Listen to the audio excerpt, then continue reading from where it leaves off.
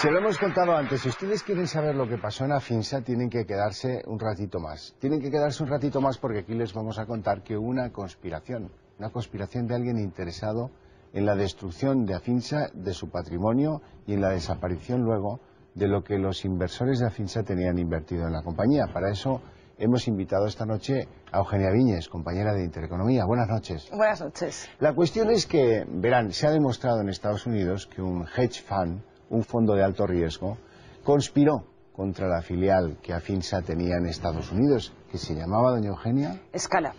Y entonces se ha demostrado que ese hedge fund pagaba periodistas en Estados Unidos para que escribieran cosas negativas, que afectaran el prestigio y que acabaron produciendo una investigación sobre esa filial de Afinsa en Estados Unidos. Así es. Y ustedes me dirán, ¿y qué tiene que ver lo que pasaba en Estados Unidos con lo que pasó en España? ¿Verdad? Pues sí.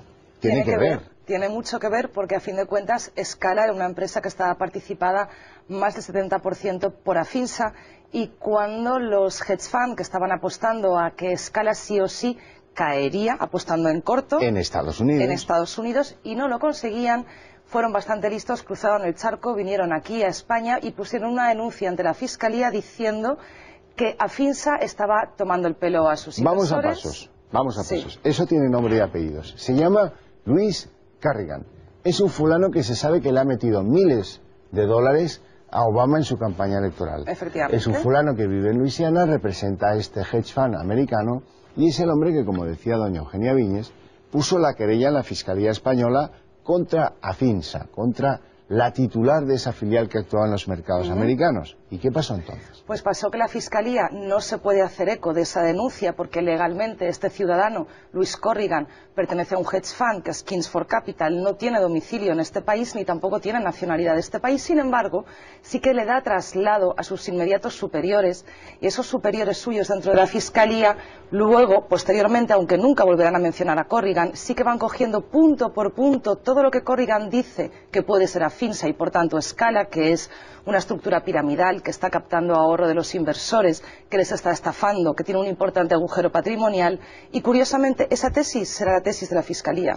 De manera que la Fiscalía coge el papelito de Corrigan, a lo mejor interesado, como esos artículos que pagaban en Estados Unidos, le pone el sellito de Fiscalía, luego lo inadmite porque el hombre no tiene domicilio en España, no es un ciudadano residente aquí, ni es español, ni nada de nada, lo inadmite, pero alguien en la Fiscalía se hace eco de lo que exactamente dice este hombre, este peculiar personaje. Y además tiene la curiosidad de que entra en la Fiscalía en la misma fecha, en la misma semana, que María Teresa Llevar Sterling, cuyo marido, por cierto, es primo de Miguel Ángel Moratinos, en la misma semana que esta inspectora va a poner y hacer ruido con sus propios informes y con sus denuncias. Pero el origen de la denuncia es el tal Corrigan. Efectivamente. El hedge fund interesado que se sabe que en Estados Unidos está armando la de Troya contra la filial de Afinsa. Que se enteren bien los inversores de Afinsa de quién les ha hundido sus inversiones, ¿eh? Efectivamente, de momento, uno de los presidentes de la filial de Afinsa en Estados Unidos, que es Greg Manning,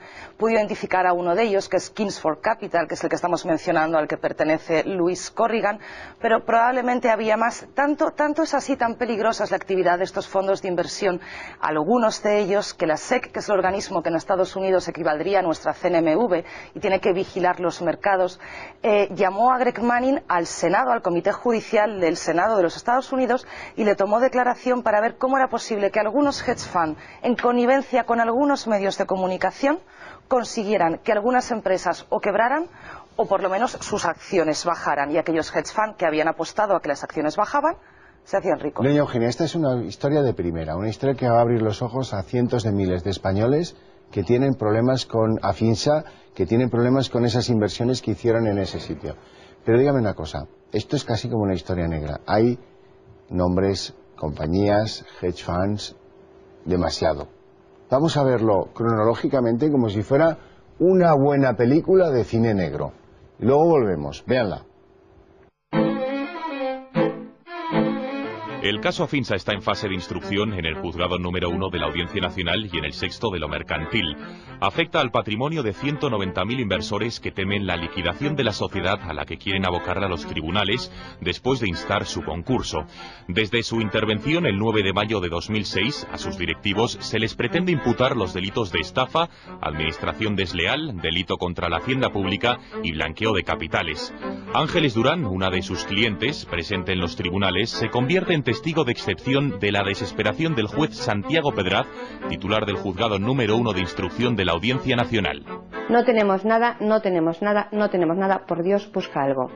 Esto se lo decía cuando yo estaba en la audiencia, justo en el pasillo donde se hace las declaraciones los imputados, en una esquinita. Salió para afuera el juez Pedraz y el fiscal y le estaba diciendo que no tenían nada, que buscase algo, por Dios.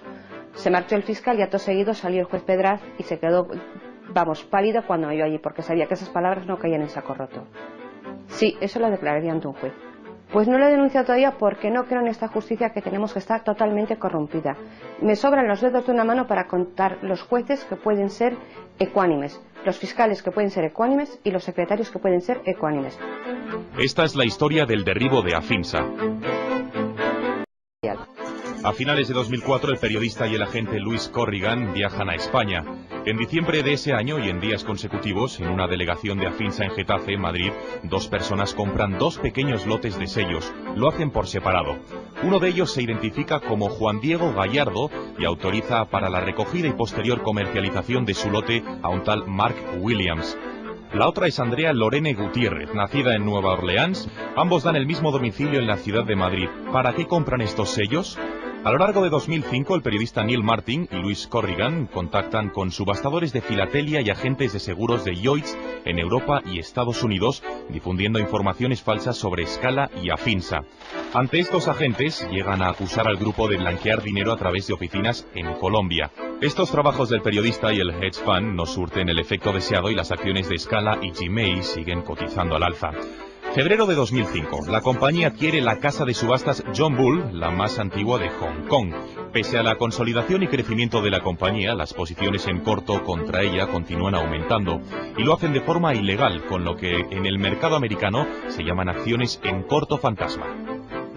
Creo que los accionistas americanos no sabían realmente lo que estaba sucediendo. Había rumores malintencionados con respecto a Scala, ninguno de los cuales resultó ser cierto.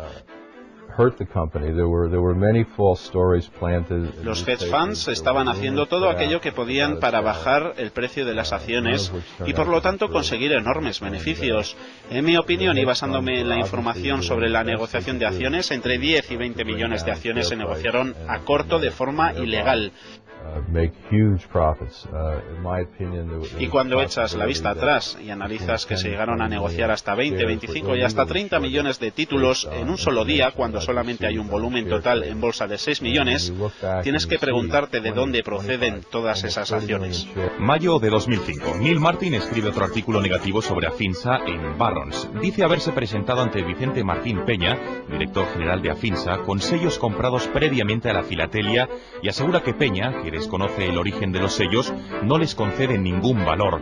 Además, declara literalmente: las dos colecciones que Barron's compró a Peña habían sido adquiridas por dos representantes de un hedge fund americano, un americano que vive en España y un español. Ahora es cuando se sabe para qué compraron los sellos Juan Diego Gallardo y Lorene Gutiérrez. Solo que ninguno de los dos son trabajadores de un hedge fund, ni siquiera tienen domicilio en Madrid. Él, Juan Diego Gallardo, con domicilio en Bilbao, estuvo contratado hasta el 2006 en empresas de trabajo temporal, donde le colocaban de camarero. Ella, la falsa hedge fund, estuvo trabajando como empleada del camarero según su historial laboral. Julio de 2005, Afinsa compra A-Mark, una de las empresas autorizadas en Estados Unidos para negociar con la Casa de la Moneda. Compra y vende oro, plata y platino. También negocia con las casas de la moneda de Canadá, Australia, Chile, entre otras. Afinsa paga por A-Mark 17 millones de euros. Acaba de convertirse en socio del gobierno americano y en un potencial competidor de los bancos. Se ha dado una imagen de Afinsa en España, sobre todo en los primeros meses de la intervención, grotescamente falsa.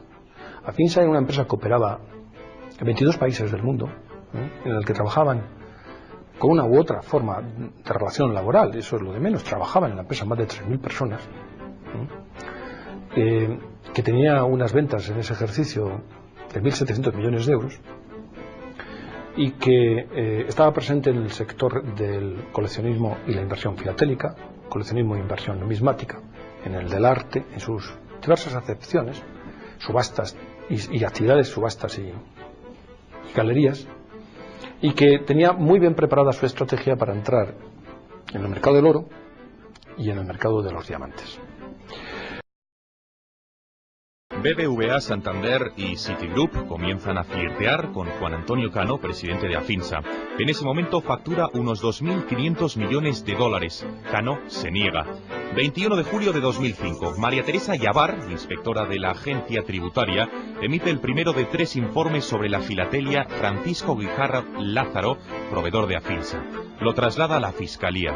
Esta inspectora, cuyo marido es primo de Miguel Ángel Moratinos, lanza la tesis de que la actividad de Afinsa es financiera y no mercantil. El 19 de septiembre de 2005, el fiscal Luis Pastor Mota traslada un informe a la Fiscalía del Tribunal Superior de Justicia de Madrid solicitando que se investigue a Afinsa y se pase a anticorrupción. No hace mención a Corrigan, sí a la investigación de la agencia tributaria. Sin embargo, la tesis de la Fiscalía copia literalmente lo que denuncia la carta del agente de Kingsford Capital. 27 de septiembre de 2005, Charles Duplin, jefe de arte y clientes privados de la división de Hiscox, declara en el Financial Times que los sellos de Forum son bonitos trozos de papel.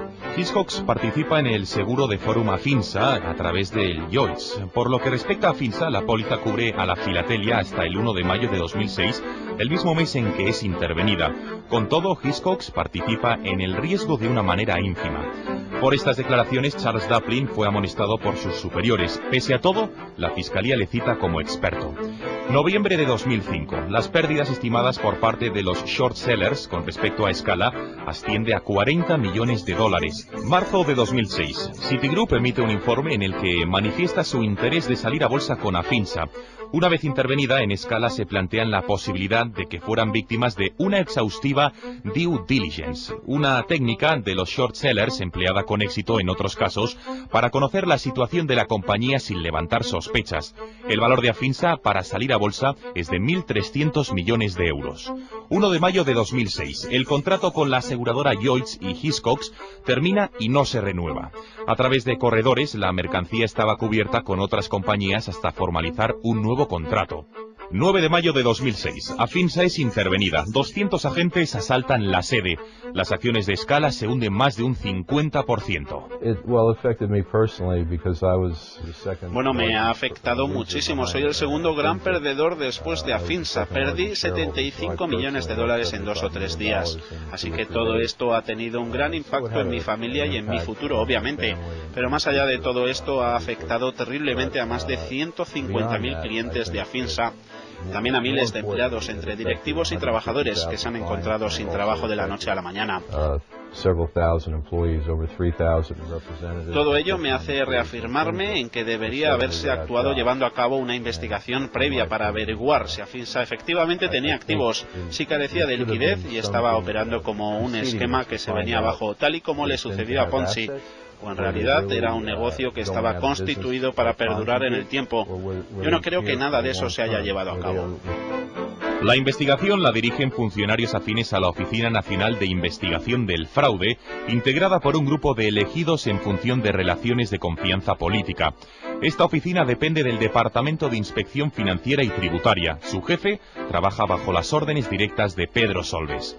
10 de mayo, 24 horas desde la intervención de Afinsa. El despacho de Osorio y Asociados presenta un concurso de acreedores ante el juzgado. Parece que en una sola noche ha conseguido preparar toda la documentación de una empresa de la complejidad de Afinsa. Representa a 3 niños cuyos contratos, firmados 3 meses antes de la intervención, alcanzaban la cantidad de 700 euros. Alfredo Pérez Rubalcaba insiste en los medios de comunicación que la intervención se ha hecho para proteger a los inversores. 9 de mayo. La Ejecutiva Federal del Partido Socialista emite un comunicado en la que dice que es el Gobierno quien a través de la agencia tributaria ha denunciado los hechos ante la Fiscalía Anticorrupción. Aunque Forum era una empresa filatélica, su presidente, Francisco Briones, amplió el negocio a otras áreas hasta conseguir una imagen de solvencia. Para ello, invirtió grandes sumas en publicidad, marketing y patrocinios de altos vuelos.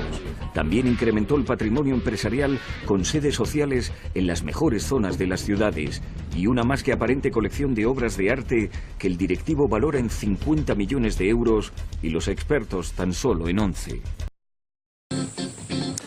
Al cumplirse el 9º aniversario de la intervención de Afinsa y Forum Filatélico, afectados de toda España se manifestarán mañana en Madrid ante la falta de soluciones. Han pasado 9 años desde que el gobierno socialista, el 9 de mayo de 2006, interviniera a las filatélicas, dejando sin sus ahorros a 477.000 familias. Se justificó la intervención argumentando que eran empresas financieras que daban préstamos, que era una estafa piramidal, que estaban mal gestionadas y que estaban en quiebra.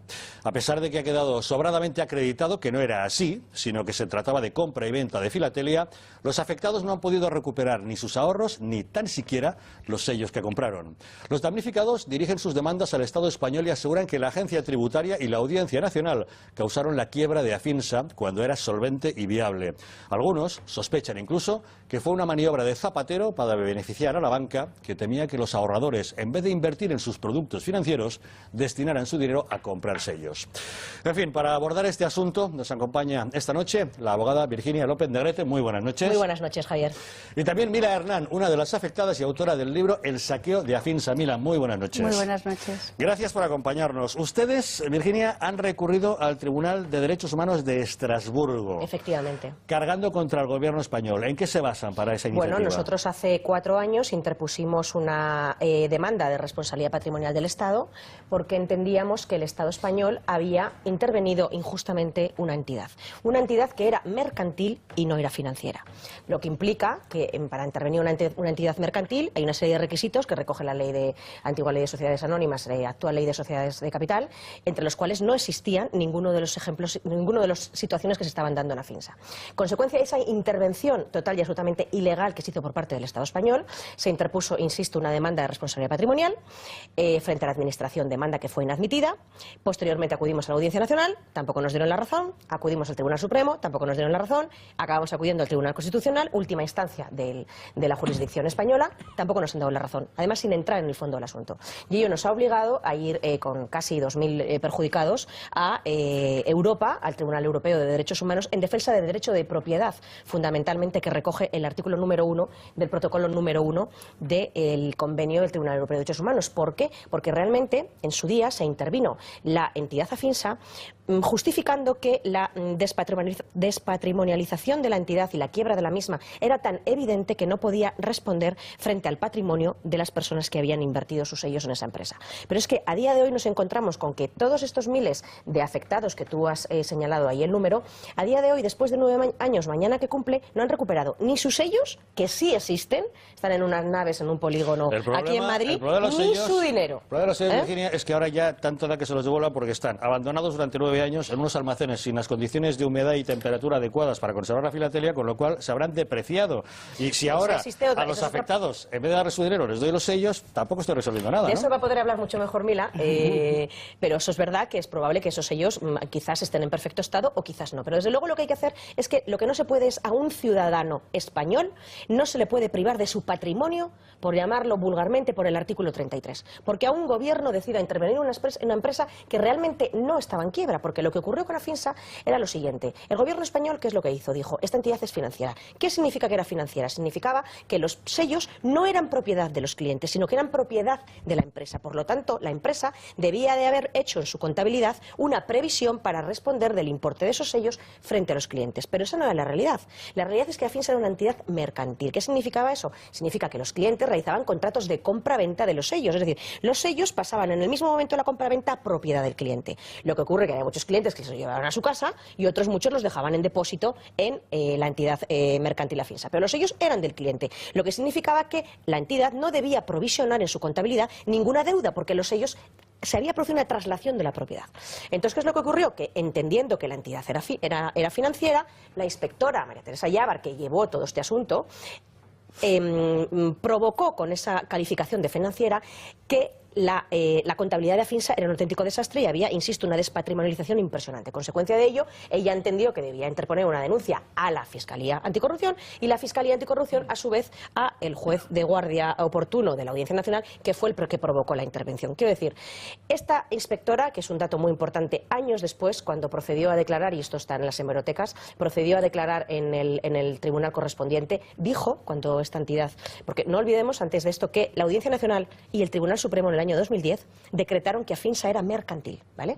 Esta señora, después de todo esto, dijo que si la contabilidad, que si Afinsa, cuando ella realizó su informe, hubiera sido mercantil, la contabilidad de Afinsa era perfecta. Pero para demostrar que era mercantil y no financiera, uno de los grandes trabajos es un libro que se titula El saqueo de Afinsa. Mira Hernán perdió sus ahorros hace mañana 9 años debido a esta intervención, puesto que los tenía metidos en Afinsa. Ella decidió investigar el tema y ha aglutinado en ese libro toda la documentación que venía a demostrar papel por papel que efectivamente era una sociedad mercantil. Me imagino que a usted le ha costado un esfuerzo enorme y todavía no ha recuperado nada, pero al menos tiene la satisfacción de saber que todo puede quedar demostrado.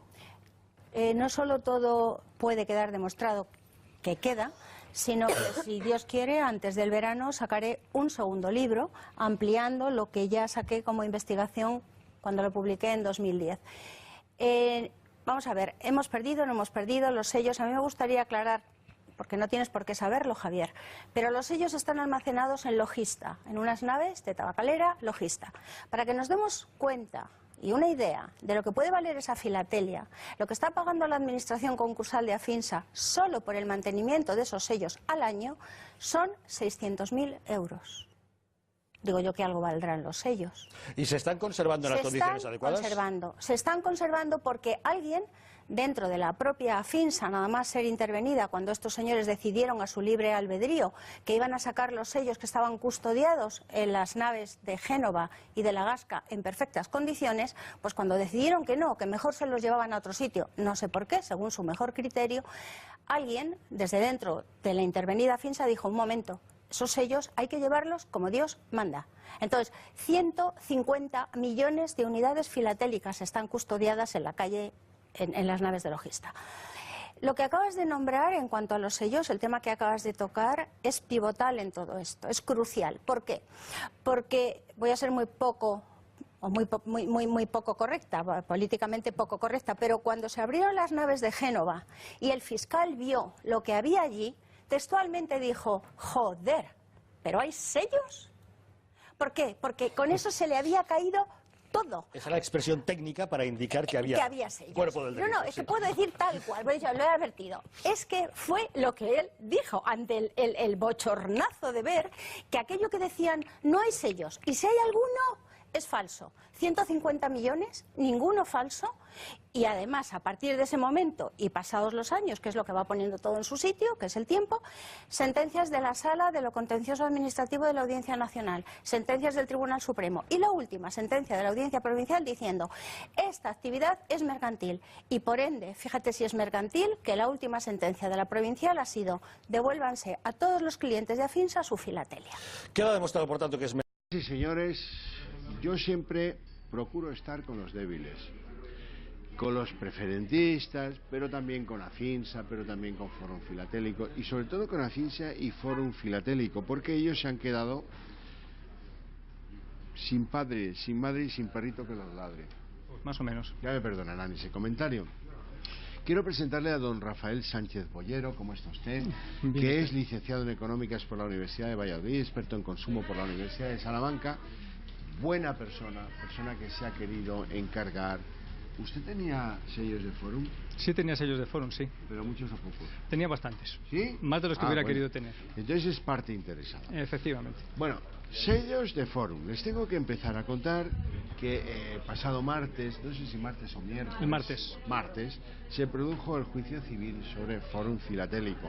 Fórum Filatélico es una empresa en la que la gente podía invertir de forma supuestamente protegida por las autoridades españolas, podía invertir en sellos, pues qué sé yo, de Bulgaria, de Rumanía, de España o de lo que fuera. Bien, la gente ponía su dinerito, compraba unos sellos, los guardaba, se los hacía guardar, lo que fuera, los compraban, los vendían, había un mercado de sellos, hasta que un buen día se produjo una intervención por orden judicial que vino a mandar el asunto al carajo, o para el carajo. Vamos a hablar claro. Sí, literalmente. Entonces, don Rafael, vamos a ver, ¿cuánta gente está afectada porque puso sus ahorros en ese intento de los sellos legal, protegido técnica y teóricamente, sí, autorizado por las autoridades inversoras españolas, y que luego vino un juez y dijo, nada, esto no me gusta, me lo cargo? Básicamente fue así. Había en Fórum Filatélico 280.000 personas aproximadamente, en Afinsa había 190.000. En total, entre las dos empresas, podemos estar hablando de 480.000 personas aproximadamente, muchas personas. Cerca de medio millón. No, estamos hablando de familias, perdona, familias. Cerca de medio millón de familias que de buena fe pues decidieron que su inversión, como podían haber decidido, monedas romanas de oro vendidas por no sé quién, o árboles de maderas preciosas en no sé qué lugar, pues compraron sellos. Tenían su dinero, parte de su dinero o todo su dinero de inversión en ese activo de inversión. Así es. Bien, como les decía antes, después de 9 años el juicio civil por esta fallida inversión, supuestamente fallida, sobre la culpabilidad o no en el concurso de esta sociedad, llegó ayer llegó el martes al visto para sentencia. Después de 9 años de actividades en el juzgado. Y la pregunta es, ¿qué esperan ustedes de ese juicio? No esperamos nada. Y que luego también me duele que cuando hemos arreglado tantas cajas de ahorro, cuando hemos arreglado tantos mundos averiados, tantas preferentes, bueno, eso se lo han tenido que arreglar uno a uno, porque el Estado no ha hecho nada por ellos. Pero de esta gente, de Afinsa y de Fórum Filatélico, no se ha acordado nadie. No. Ni gobiernos ni oposiciones, ni tirios ni troyanos, ni fiscales ni jueces. Nadie. Tienen como un estigma que es que invertían en sellos. Oiga, ¿esto era legal o no era legal? Dice sí. ¿Estaba protegido por la ley? Dice sí. ¿Vigilado y regulado por la autoridad monetaria, fiscal y no sé qué? Dice sí. Pues, oiga, protéjame, porque es que yo he perdido mi inversión, como le pasa al de las preferentes, al de Caja Madrid o al de Caja Castilla-La Mancha, da igual. Pero es aún más grave, si me permites, es aún más grave. En el tema de Fórum Filatélico y de Afinsa eran operaciones que operaban como empresas mercantiles, legisladas como empresas mercantiles, que en un momento determinado tanto el legislador decía que eran empresas mercantiles, había sentencias que recogían y les obligaban a ser mercantiles, que contabilizaban conforme a la norma de las empresas mercantiles, perfectamente contabilizaban sus operaciones como venta, y teniendo en cuenta que eran operaciones con pacto de retrocesión opcional, incluso de ser financieras, también las hubieran tenido que contabilizar como ventas. Y de la noche a la mañana, una persona, coincidiendo con la carta esta de Luis Corrigan, resulta que pone una denuncia, y ojo, perdóname, pero es que no solamente es que la ponga la agencia tributaria, es que se lo dice el gobierno del Partido Socialista, le dice, oye, pon una denuncia a estas empresas porque son financieras, cuando ellos mismos a los 2 días estaban haciendo una ley diciendo que eran mercantiles. Bien, no solamente esto, sino que después hemos tenido una sentencia, después de haber sido intervenidas como empresas financieras, hemos tenido una sentencia que dice, no, y después de haberos intervenido como empresas financieras, no os ayudamos, como están haciendo como en las cajas de ahorro, quebradas empresas financieras, sino ahora que después de todo esto decimos que no, que son mercantiles. O sea, a la hora de la responsabilidad son empresas mercantiles, a la hora de intervenir son financieras.